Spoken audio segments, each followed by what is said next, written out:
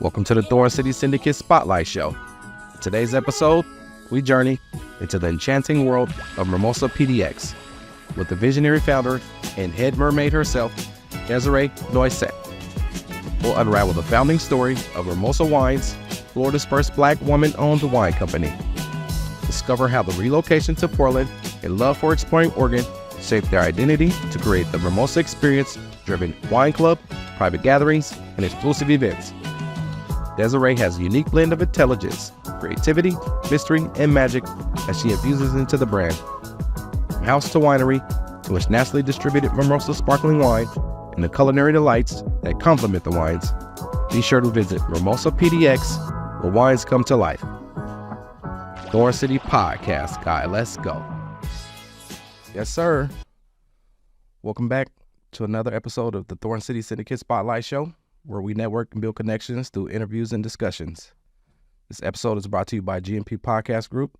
I'm your host, Thorn City Podcast Guy. Make sure you visit www.thorncitysyndicate.com. Hit that like, share, and subscribe button. Get the updates and first to know about the new releases.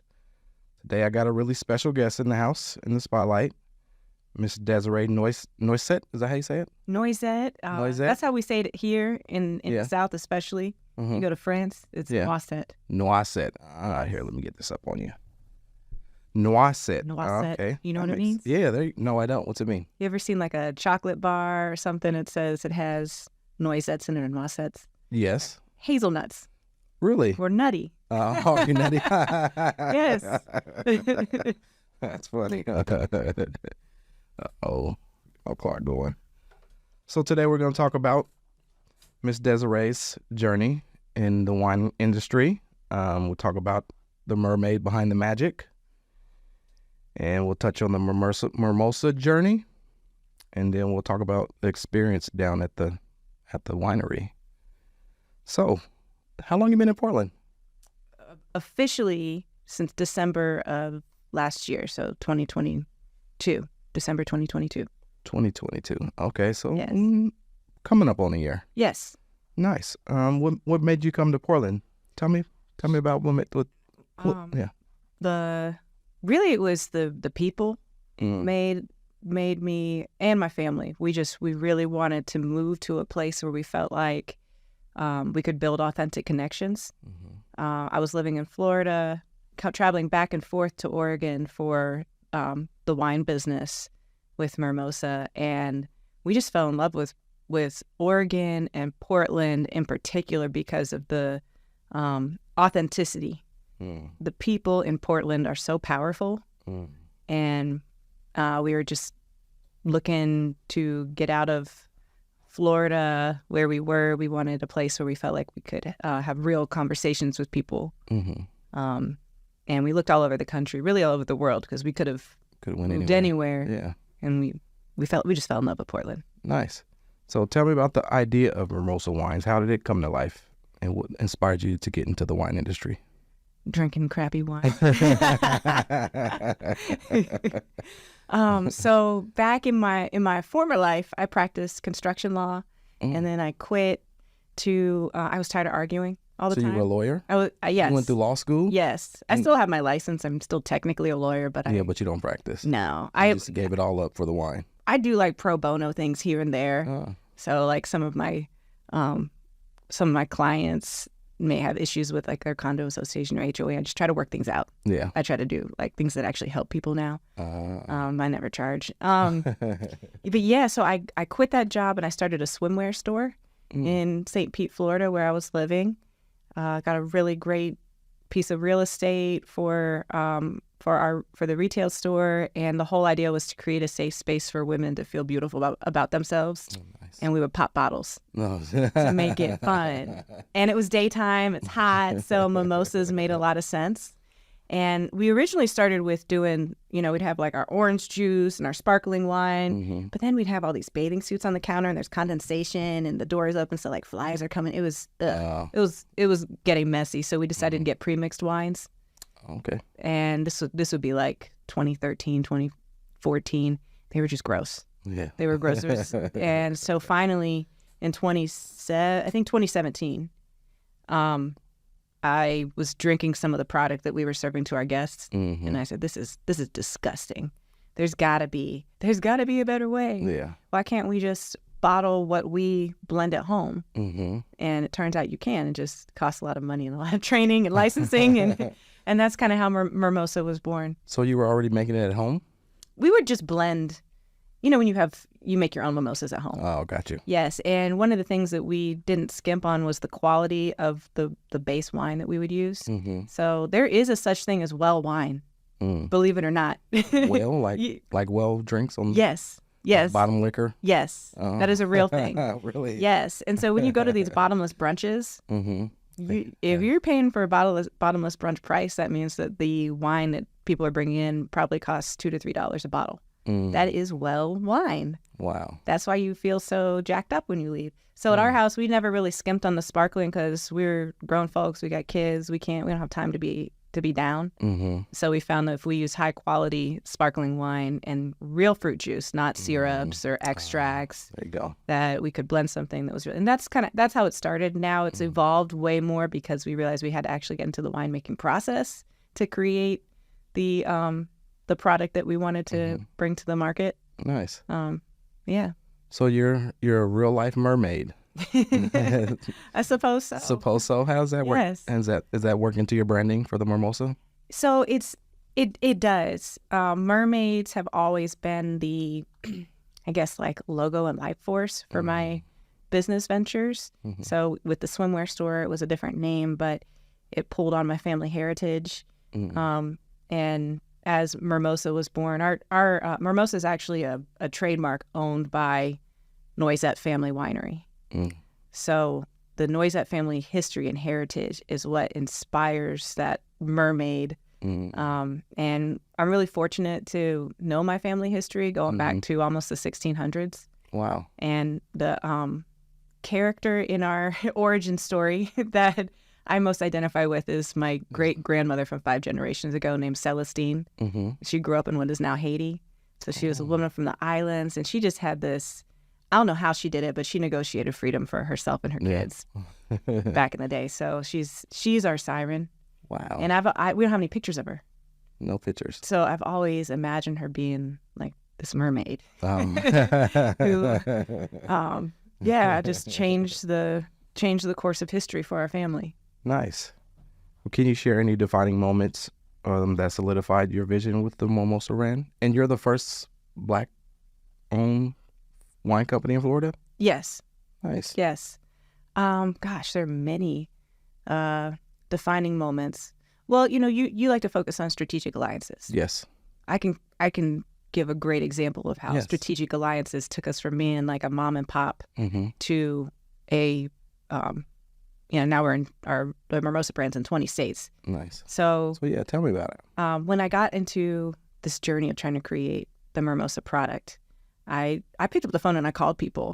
This was 2017. I was trying to get help from people in the wine industry to create this, and California wasn't really interested in what I was trying to do. Like, who's this crazy woman from this wild woman from Florida trying to put fruit juice in our in our prestigious wines. And Washington State was slow to get back to me. But in Oregon, there was a man named Joe Dobbs who picked up the phone and he said, "This sounds like a really interesting idea. I want to help you build this." He had just bought a bottling line that could create sparkling wines. And turns out he's an expert winemaker here in Oregon who's, I guess like they call him Hollywood Joe. Oh, really? Dobbs Family Estate, Wine by Joe, both national, I think international brands at this point. Anyway, he helped me get started. Nice. And he connected me with a essentially contract manufacturer. They call him Custom Crush, but a contract manufacturer that could help me bring this Mermosa product to life.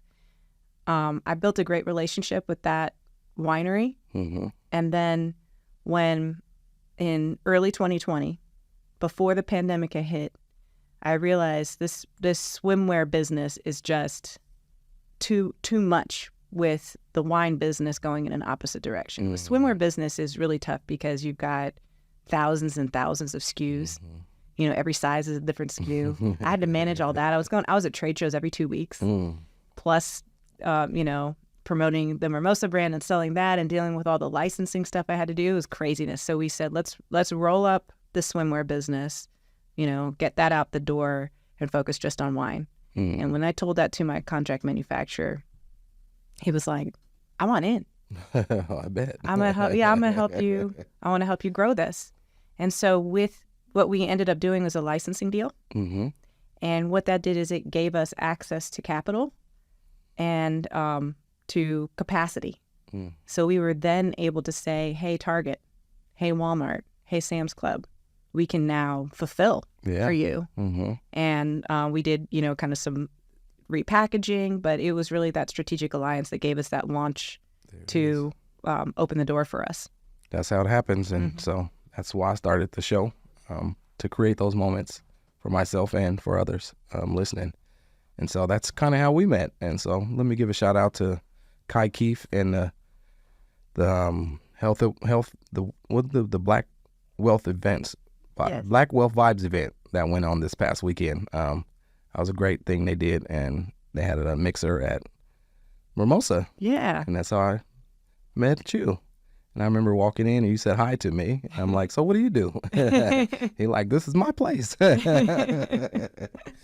So no, yeah, there you go. So yeah, that's how it happens. You never know who you meet and what they have to offer and how it can help you. So let's take a break here.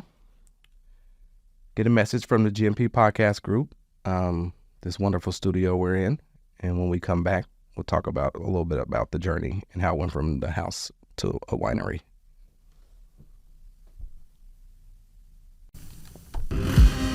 Discover GMP Podcast Group Studios, located at 2406 East Burnside Street in Portland, Oregon, offering a range of podcasting packages to suit your needs, starting at just $49 per hour for your basic setup, featuring a Rodecaster Pro audio console and SM7B microphones, as well as options complete with camera operator and audio engineer expertise.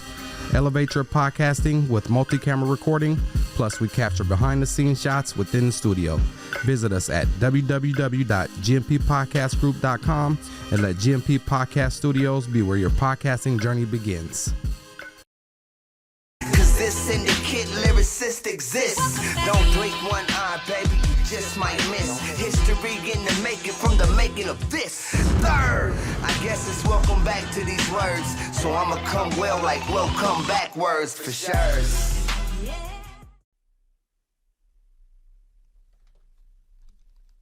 Yes, sir. Welcome back to the Thorn City Syndicate Spotlight Show. I'm your host, Thorn City Podcast Guy. I got the mermaid herself in, Miss Desiree. How you doing? Great. Feeling good. Nice. So yeah, tell me about, you took a bold step and you asked your husband to sell the house. Oh yeah. And start Mermosa. 2 times actually. Twice? How did that happen? we had to recapitalize for growth. Yeah. Yeah. Well, the first time, we had the idea. He was really. I'm a serial entrepreneur. I have many ideas.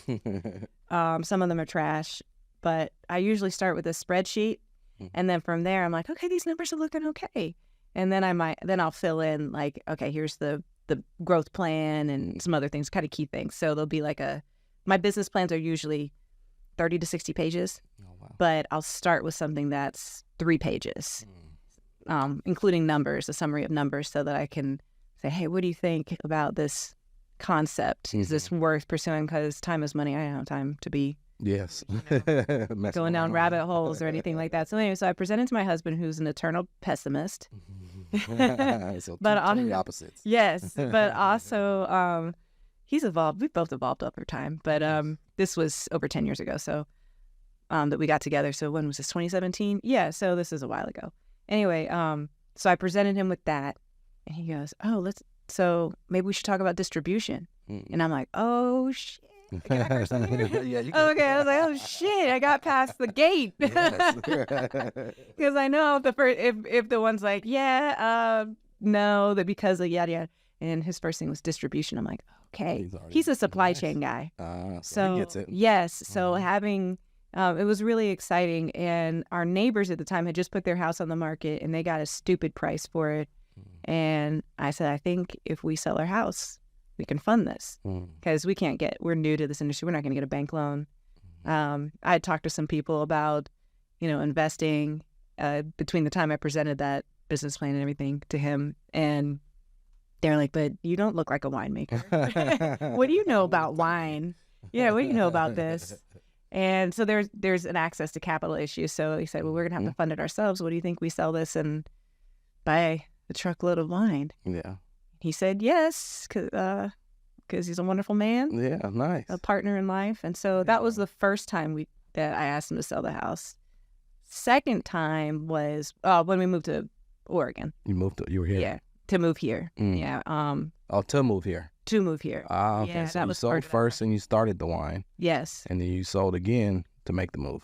Yeah, to help finance gotcha. the move, and the starting the Mermosa PDX operation required us to cash in on our equity and then sell the house. Yeah. So, real estate has been good to us. Apparently, we've never bought a house that's more than $300,000. But the equity has grown in the places where we have, and we put in sweat equity as well to our homes, but we try not to overextend there. And that has turned out to be really good decisions for us. Yeah. To help fund other things. Nice. Yeah. So the family, do they like living here in Portland? How's their experience been with here? Love it. Yeah. I have 2 young boys, and they're thriving. Really? Yes. They don't miss the sunshine? There's sunshine here. See, a little bit. Okay, maybe well, when it comes, it's here for sure. We live on the other side of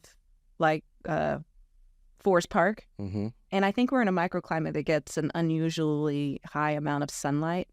Because when we drive in to go to work and to take our kids to school, we'll hit the top of this hill coming down Skyline, and it'll just get gloomy and see fog and all that stuff. So we see it a lot. And this year, I've heard that this is unusually good weather for this time of year, so we've been fortunate. And the summers are great. Summer's amazing. The best. Okay, so here's the thing about Florida people. Florida has a great marketing department. There you go. Visit Florida. It rains in Florida every day. Does it really? It rains every day. Every day? Yes. More than here? It's like thunderstorms. Yeah. And then bugs. For rain. Yeah. And humidity. Yeah. So it's a totally different experience. So, I haven't really, I love it. My kids love it. Yeah. Nice. So what's your biggest challenge you faced in growing the company? And how did you overcome it? The regulatory structure that dates back to prohibition days. Way back then, huh? Yes, it's still yes, relevant these days. Absolutely. Wow. Yeah. So that's definitely been the biggest challenge. So for most people, don't really understand that in the Constitution for the United States, when prohibition ended, part of that was a deal with the mafia to allow them to still be a middleman forever and ever and ever. Yeah. So there's what is called the 3-tier system that separates manufacturers of alcohol to wholesalers, the middlemen, to the retailers. And it requires some pretty, a lot of hoops in state law to allow there to be a pathway for small manufacturers to sell directly to retailers. But in most cases, you're required by law in the U.S. Constitution and in most states to have a distributor sell your product to a retailer. Distributor doesn't have to take your product. They can charge you for all kinds of things. Most Black-owned brands are not represented by distributors because they won't even take meetings. So dealing with that structure has been the most challenging because of the antiquated system that was set up back in the 1920s. So so what I've done to overcome that is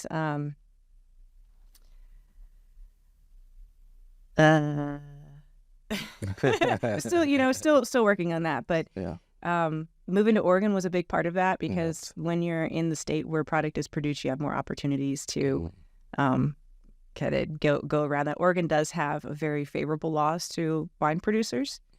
And that's because there are more wineries here to lobby at the state level. If you go to a state like Florida, there's, not that many wineries. They don't really have the lobbying power to say, hey, we need to have access to, make a living. Yeah. Right? To be able to sell direct to retailers. So, yeah, I think moving here is the biggest part of it. The Mermosa PDX location is a big part of that vision. It is a separate company, but it's, it's certainly something that helps get the brand story out. But yeah, I also try to encourage, I try to help other brands as well by bringing in underrepresented wines. We really focus on underrepresented wines. And I specifically go to distributors and say, can you bring this wine in so that I can bring it into our space? Yeah, because you're already in. Yeah. So why not bring them in? No, that makes sense. So tell me about some of the, I know you mentioned a few earlier, some of the major retailers where we can find your wine. So mostly out on the East Coast. Mermosa Wines are in Sam's Club, a few Walmarts and Targets, some Air Force bases and Navy bases, and some Total Wines as well. Sam's Club brought us in initially from Florida all the way up to Maine, and we're still in many of those states. Nice. Yeah. So is this wine Yes. we have here? What's This this is this is Celestine Rosé. This one actually Sam's Club does not have. They've got Mermosa Bubbles and Merseco. Celestine Rosé is, I brought that because it's daytime, it's afternoon. Yeah. I say drink Mermosa. Mermosa Bubbles is like a ready to drink mimosa. So it's like your breakfast. Yeah. Gotcha. Then you kind of move into Rosé day. So Celestine Rosé, and then at night I like to do Merseco because that's like your more traditional sparkling white wine. Nice. Yeah. And also Celestine is my great grandmother from 5 generations ago. So nice. she's the one. She's the one. Gotcha. Yeah. Nice. And then this wine here, this one I brought Donna Stoney's Cabernet Franc. She's a African American winemaker here. She's from Troutdale. She makes some bomb ass wines. We love having her product at Mermosa, and I just I had an opportunity to shout it out. So is she? Did you have to go and get her? She has the ability because of Oregon's favorable laws. Because she's a wine producer here, she can self-distribute. Ah. Yeah. Nice. It makes it really nice. So Portland's the place to be for wine if you're getting to wine, huh? I think so. Yeah. You can fly into PDX and be in a winery in 20 minutes. Really? Oh, that's the closest one to the airport. Yeah. Like a real winery. Yeah. Not just a tasting room. Really? Yeah. Huh. You can't really say that about anywhere else in the United States. Really? Yeah. Huh. Wine country starts in Portland. Wow, I didn't know that. I know we have a lot of wineries and a lot of breweries. I never got big into wine. I like the sweet wines. But I've had some. You had me taste one that I liked when I came to your place. I don't remember what it was called, but it was pretty good. Yeah, I think it's the Mermosa Bubbles. Was it? Okay, yeah, nice. So do you have any memorable moments or milestones from your journey since 2017 you could share with us? Let's see. I have several milestones. So I guess the first milestone would be just coming out with the wines and getting all the license approvals in Florida. That was a big process. It was it was really exciting. Then when we decided to shut down the retail operation to focus on wine, that was extremely scary.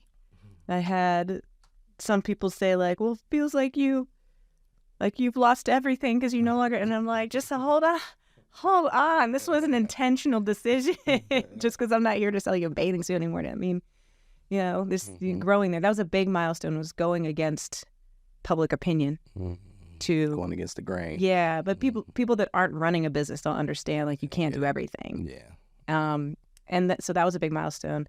Then when we got picked up by a big distributor and got into the big chain stores, that was a big milestone. And then kind of reevaluating things further down the road and saying, we want to take this back in-house and really focus on creating the experience and coming to Oregon. I would say it's kind of the last milestone that we had. So moving here in December, nice, with no retail location decided yet, just coming here knowing the timing had to be done then, and for our family and business and everything. Yeah. Nice. Well, you have a wonderful place. I encourage everyone to go check it out. Tell me the address. 1422 Northwest 23rd Avenue, Portland 97210. Nice. Yeah, go check it out. It's really nice. We're going to take one more break here. Get a message from our other sponsor, Thorn City Syndicate Management Team. It's my company, and it's kind of how I got started, and it got me into podcasting. And so if you're listening to this, go check the first episode out. Tells you how I got into it from helping a buddy of mine out. He was a hip-hop artist. We were growing up and got caught in the fast life and hooked on pills and alcohol. And I wanted some new music from him, and so I wouldn't say forced him, but we made him get back in the studio and start recording music again. And along the way, I needed a music video, and someone introduced me to my business partner, Justin, and we did a music video, and we entered it into some film festivals and won a few awards and got to travel a little bit. And shortly after that video, he went and got clean. And so that's how I ended up in this podcast chair here. It's never a straight line, is it? No, it's not. It's been a long journey, but it's been fun. And so, yeah, go check that first episode out. And when we come back, we'll talk about the Mermosa experience and the culinary magic you have on the menu. Thank you. Introducing Thorn City Syndicate Management, your solution for brand management, social media promotions, digital content distribution, and podcast production. From shaping engaging content that resonates with your audience to amplifying your brand's reach through podcasting. We're your partners in driving success. We offer free strategy sessions and leverage our recording studio and personalized strategies to establish an online presence. Your brand's journey to the top starts with Thorn City Syndicate Management, where innovation meets results. Contact us now at www.thorncitysyndicate.com to embark on the future path of transforming your brand's future. Cause this syndicate lyricist exists. Don't blink one eye, baby, you just might miss. History in the making from the making of this. Third, I guess it's welcome back to these words. So I'ma come well like welcome backwards for sure. Yeah. Welcome back to the Spotlight Show. We're still here. The Mermosa Experience. It's an experience down there. So tell me about your menu and how it complements the wines. So I kind of got into my family history a little bit, but so Celestine, it all ties in, trust me. Yeah. So Celestine grew up in what is now Haiti. It's the late 1700s. She met and married a Frenchman during this time. That was a no-no. So they left and they moved to, of all places, I don't know how this happened. Maybe they snuck on a ship somewhere, but they end up in Charleston. So I'm thinking they snuck on somewhere. They go to Charleston, and he was really into agriculture, the tech of the time. He was known for helping crossbreed plants to make them live longer, produce more fruit, be more frost resistant. I mean, it was really the tech of the time. And so he ended up getting some jobs in agriculture for like the botany society, medical botany society or something like that. He's working, and then eventually people find out that he's, got this black woman and these black kids living in the house. That's a no-no. Yeah, that's a no-no. That's also a no-no. And it's a scary no-no because at the time there were laws that would allow people to snatch them up as abandoned property. Just take them? Just take them, yeah, Wow. and be sold at auction. Jeez. Yeah, so he had to go bribe some people down at the city to get this fake bill of sale. And so he buys his wife and kids. We have a copy of this. He bought his wife and kids back? He bought his wife and kids. He bribed people to create this document so that he could say, you can't come take them. Yeah. I own them. Then he goes and petitions the state for their freedom because he's like, this is really messed up. So he goes and petitions the state. The state says, no, we're not going to give him freedom. So he continues his work. And what he ends up doing is when he dies, he's already created a will that tells the executor to go sell everything, give the money to Celestine and the kids, and then sneak her up north to be free. Wow. And part of the reason he was able to do this is because during his lifetime, he became famous for crossbreeding a rose that was frost resistant. It became fashionable. like the high society in Charleston. We're So really he made a name into for himself. it. Yeah. They're really into this rose. It's called the Noisette rose. Okay. They still grow all over the place in Charleston, and they're really popular in Europe and stuff.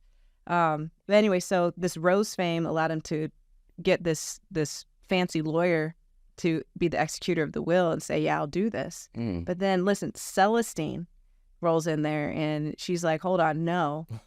No. I've been a part of this whole process the whole time. You know, my kids have been a part of this. We own land here. It's not like we can just jump on an airplane. They don't exist. We'd actually have to be snuck up there with 7 kids. I don't think so. Yeah. So she convinces this guy to create a legal structure so she and the kids can stay in Charleston as free people of color. And they have like straw men to help her inherit the land.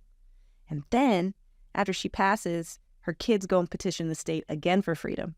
And it's granted a couple of years. Wow. So that's why she's like our siren. She's had this ability. So anyway, so she's Haitian, got this French influence, and then they moved to Charleston. So our cuisine tries to marry this whole journey. And so when you walk in there, you get a little bit of island vibe.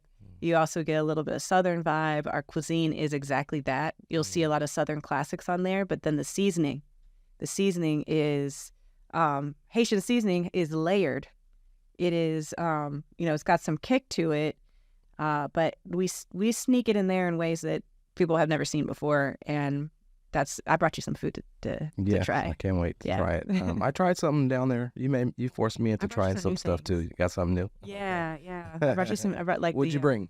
I brought you a pulled pork sandwich, and it's got our mayo that we use. We put épis in there, and épis is like épis is the Haitian spice blend of life.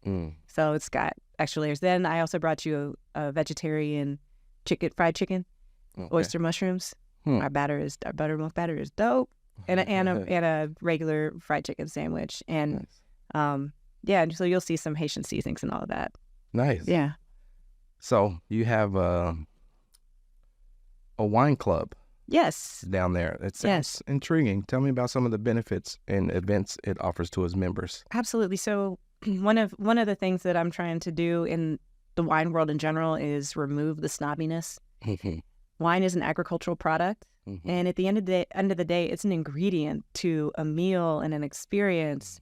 And so I think when people are learning about wine or enjoying it, popping bottles, pouring, whatever they're doing, it needs to be a whole 360-degree experience for all your senses. So, for example, we had Black Vines came through in August. We hosted a whole bunch of Black winemakers from all over the country. Alaska Airlines helped sponsor our wine club members, got discounted tickets and first access to it. And they got to meet all of these wine gurus in our space and, face to face, talk with them, taste their wines. This was something that I was able to work with my distributor to bring in these wines from all over the country, which is a big hurdle.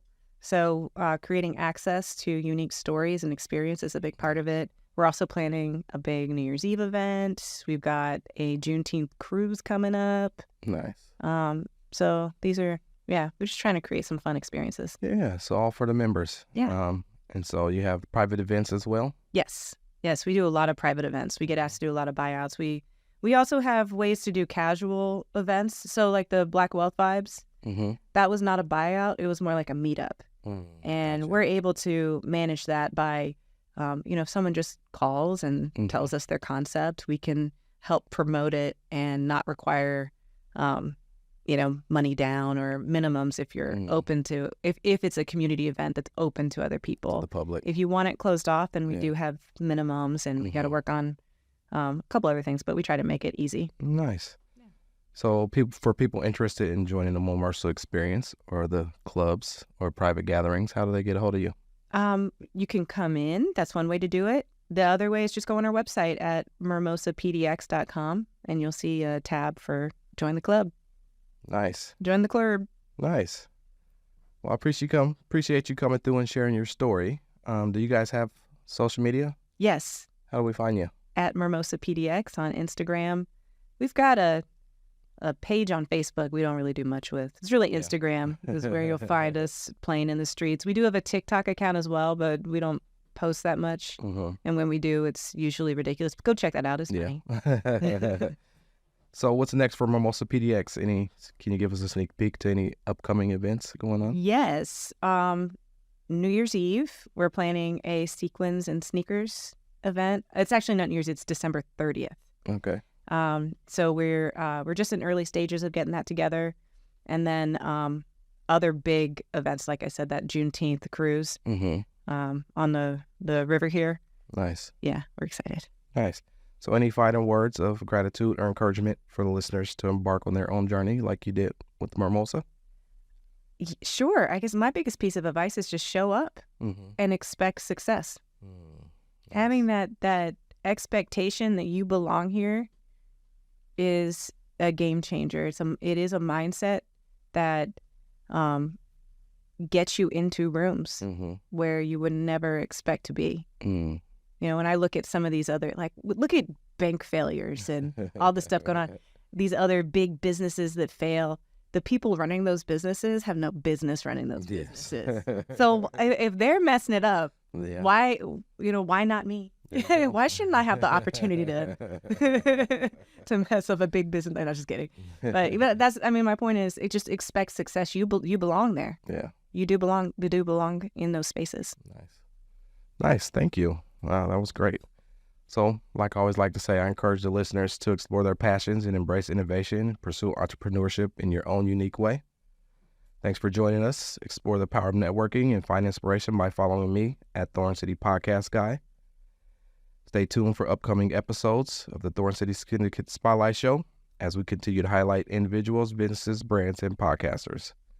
And don't forget to subscribe to the Thorn City Podcast Guy YouTube channel. Follow at Thorn City Syndicate, the management team, and at GMP Podcast Group, the production team. Be sure to drop by the website, www.thorncitysyndicate.com. Schedule your free strategy session. I'm in the process of redoing my website. I got some inspiration and ideas from the Black Wealth Vibes event that I'm going to be implementing into what I got going on. So be on the lookout for that. So make sure you hit the website up. Check it out. I'm Thorn City Podcast Guy. Holla at your boy. Thanks for having me. Thanks for coming. This is fun. What man?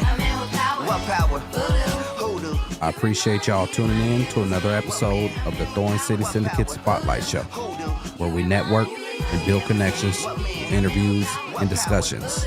Until next time, I like your boy, Thorn City Podcast Guy. I'm out. You remind me of a man.